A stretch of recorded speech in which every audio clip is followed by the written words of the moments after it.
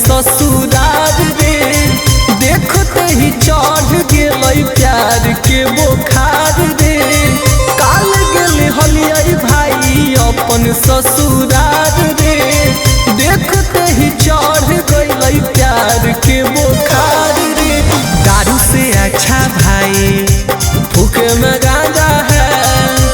दारू से अच्छा भाई फूके में गांजा है। मौगियों से ज्यादा भाई छोटी साली में माजा है।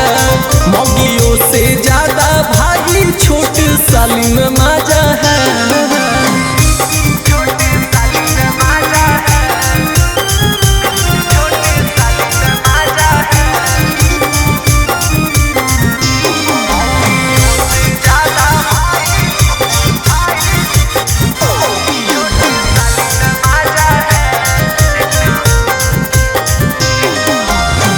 मौगी करे झाई झाई साली आई हाय हाय। लौटे घरे हथवा से कर होई बाई बाई। मौगी करे झाई झाई साली आई हाय हाय। लौटे घरे हथवा से कर होई बाई बाई। मौगी के बात बासे बोली साली के ताजा है। मौगी के बात बासी बोली साली के ताजा है। मौगियों से ज्यादा भाई छोटी साली में माजा है।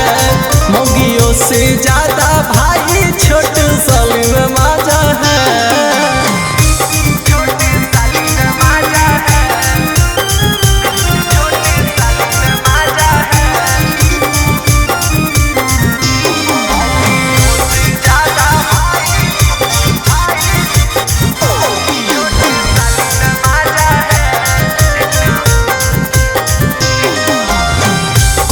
दिल के मौगी हमर जियल हरम रे।